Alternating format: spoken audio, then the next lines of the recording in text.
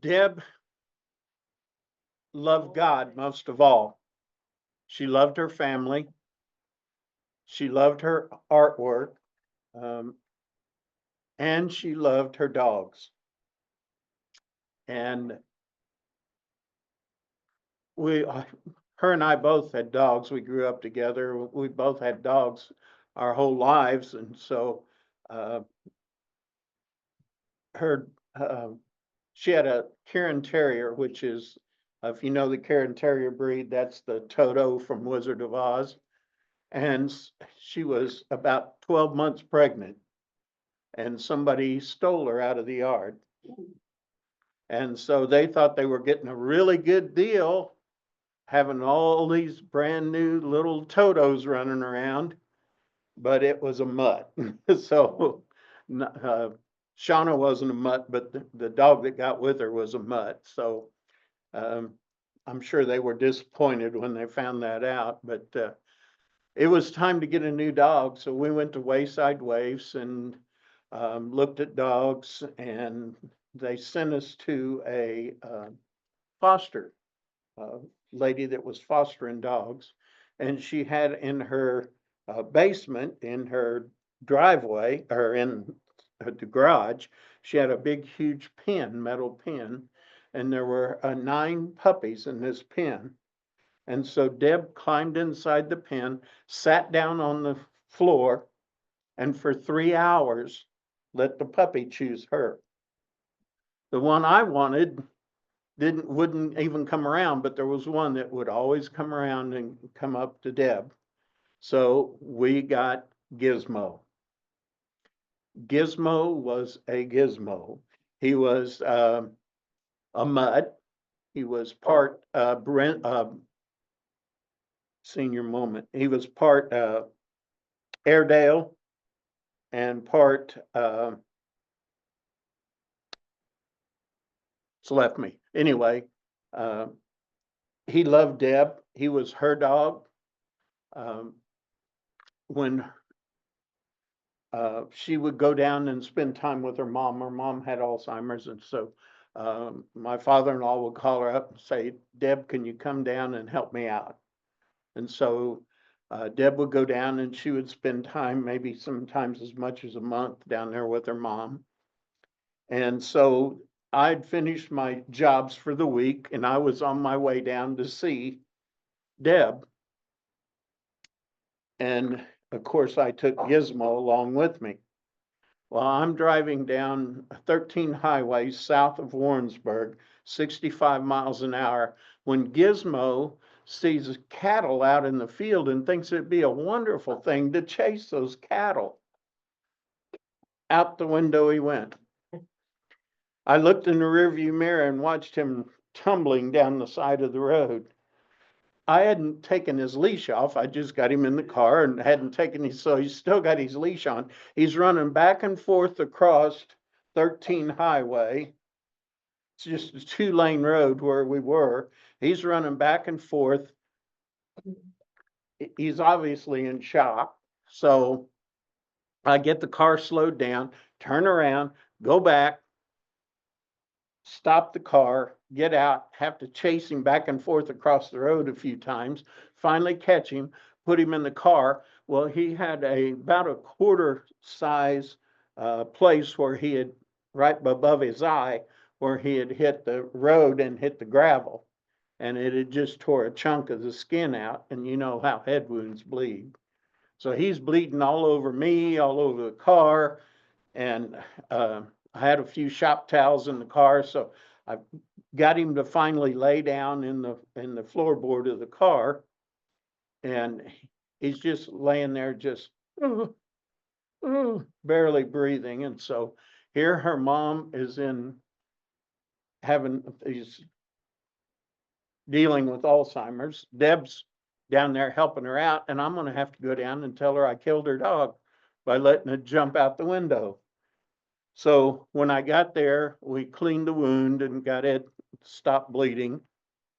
Called the vet. The vet says, well, usually what happens when a dog does that, they bust their spleen. And if he busted his spleen, there's nothing we can do. So said, just watch him overnight. If he's not any better in the morning, bring him into the vet. So next morning, I go out to the garage. He's jumping up and just happy to see me as he can be. When Debbie's mom passed away, Gizmo, he was her dog, and she taught him all kinds of tricks. She would teach him to shake hands. She taught him to roll over. She taught him to do the tornado. He'd stand on his hind legs and do circles. But her favorite was she'd say, the grandkids are coming, and he'd play dead.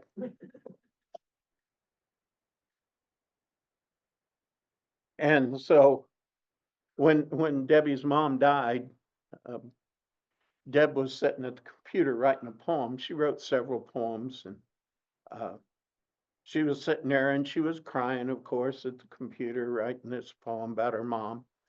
And Gizmo came over and put his head on her leg and cried right along with her.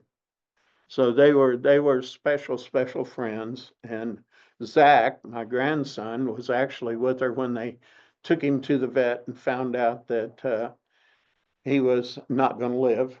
And so that was one of Deb's favorite dogs. But Katie, Katie, can you hear me? Were you with Grandma when she shut the cat's leg in the door of the car? No, I don't think so. I was there a few times when Gizmo got out, but yeah. Oh, yeah, Gizmo was notorious. If you opened the door, he was gone. He'd always come back, but he was gone. My father-in-law had a screened-in back porch, and he'd get up early in the morning, drink coffee, and Deb was early riser, and they'd usually sit out on the screen porch when it was nice weather. And one morning, Deb got up, she went out, and her dad says, well, you better go find your dog. So there was a rabbit out in the yard, and he decided he wanted to go chase it, and right through the screen fence, he went right out into the yard after chasing the rabbit, didn't catch it. The grandkids had a cat, and it was Spooky, was the name of the cat. And it had had kittens. And so my daughter Christy decided that they couldn't have this whole passel of kittens. So they gathered them all up in a box, and they're trying to keep them in the box and take them to the animal shelter that would take cats. And so Deb has Spooky in her arms. She's going to drive. She opens the door of our 79 Firebird. And as Spooky's trying to get to her kittens, of course, and as Deb shuts the door, Spooky's paw was in the door. She started just scratching Deb, just horribly scratching Deb. And Deb, of course, was on blood thinners. And so her arm was bloody, her shirt was bloody. Um, when they got to the animal shelter and took the cats inside, the lady says, no, you can't go any farther. You can't go any farther. I said, what in the world happened to you? She said, well, I shut the cat's leg in the door of the car. She said, it looks like you've been murdered. She said, it was just, I mean, she had blood all over. It was all over the car.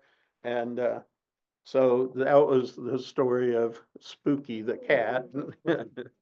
And she didn't have stitches, but she had bite marks and scratches all up and down her arm from that cat. And the poor cat didn't know any better. It was trying to get its foot out of the door. I knew Deb since the very beginning, since I knew Jim, and that was even before River and Prairie Story Weavers. And she was such a good friend, and so loving and so caring, and possibly the sweetest woman I had ever met. You could pray with her, you could talk to her, you could sing with her and you could draw pictures with. You could just hang out and just love the whole essence of Deb. One time for Christmas, she made me like a not a poncho, but it was out of fleece, and it had a scarf to it. I gave it to your mother when Deb died. But she stitched it, and in every stitch, she said a prayer for me. And every time I wore it, I just felt like Deb and I were so connected in prayer. I miss Debbie. My name's Becca Canales. I'm Debbie's granddaughter. And I'm always hesitant to say anything at these things because I'm a little bit of an ornery person. And I don't know why, but I always want to say something a little bit ornery about my grandma. She was just the sweetest person ever. That is unequivocally true. And she loved listening to stories. She loved coming. She loved hearing all of your stories. She loved sitting and listening to them and drawing while she was listening. And then she loved to come home and butcher all of your stories. I still love coming to these sessions, but I miss one of my favorite parts was hearing her terrible renditions of your stories. She would come home and she would tell me, yeah, Jim, he told this story about this dancing 6-foot bear. And then she'd be dying laughing and she'd go, and his bear butt. And you're going, the 6-foot bear had a bear butt? What are you talking about, Grandma? Or then she'd tell us about, yeah, and this sweet lady telling this story about her dog, and the boy dog's name was Kevin. Isn't that so funny? A boy dog named Kevin? And you're going, has it had a person's name? Okay, and she would just really butcher your stories. And you all did a fantastic job tonight, and I really enjoyed listening to them, and I really miss hearing her ruin them. When I first started coming to Raps things, after years ago, when I first met you guys, Deb always talked, and I talked to her on the phone like probably a million times when I couldn't get hold of any of you guys. Like I'd be calling Joyce or Jim or Steve about some event or them coming here or something. So I talked to her a lot on the phone. And also, whenever I would go to things, Deb always remembered me. And so if I would walk in and it'd be a bunch of people I didn't know, because, I was the one from Joplin and I didn't know everybody from Kansas City and I didn't come to everything. I would sometimes go stand near where she was because often she'd be sitting by the door. She'd be behind a desk doing work. Deb was always doing stuff. But I would sometimes very often I would stand near wherever she was because I knew sooner or later she'd turn around and go, well, hi, Sue, And it was a great comfort to me to always be welcomed by her and remembered by her. And I just appreciated that. I wanted to share that.